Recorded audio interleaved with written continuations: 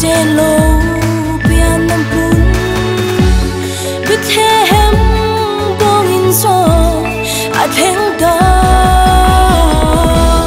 biram puten thoman shia katan dam na tu thu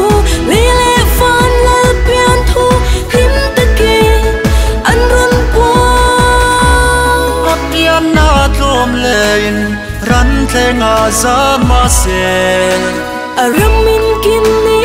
reng an nei lo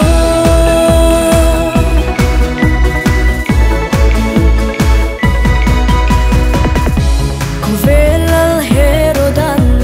nau piana mun ashelo mishing fina zwat shapa gwal a nilove anthena zong mangi rem tin ro chin ma se arem lo kong danga an hok ta biram puten thoman shia kan ton dom na tur thu ni le van la pian thu rim ta ki an ron po apian na tlom lein ran thenga zama se aramin kin ni reng an nei lo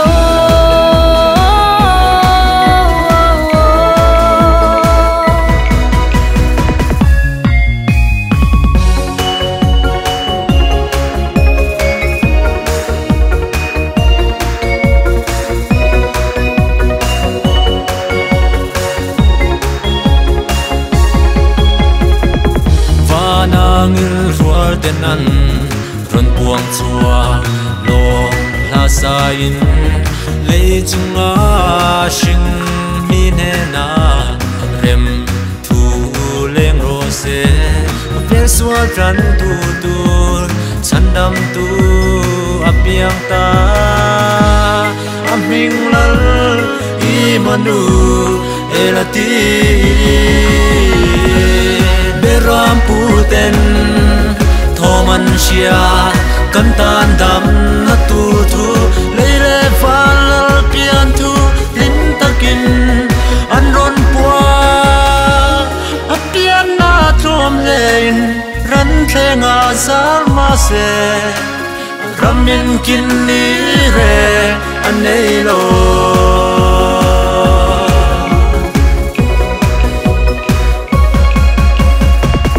vanangil rual tenan